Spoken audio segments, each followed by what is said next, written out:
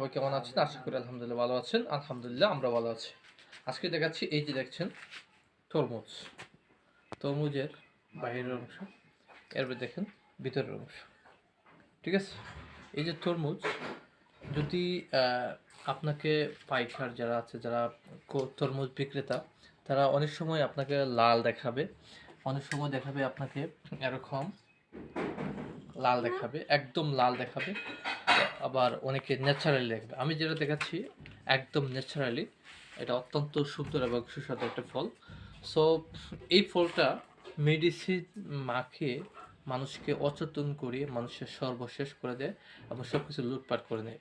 তো এইসব তরমুজে বিশেষ করে লাল যেগুলা দেখবেন অরিজিনালি একদম ইওর দেখে লাল হয়ে থাকবে, ওইগুলা সাধারণত ইঞ্জেকশন দিয়ে তারা লাল রং মেখে তারপর লাল করে দেয়।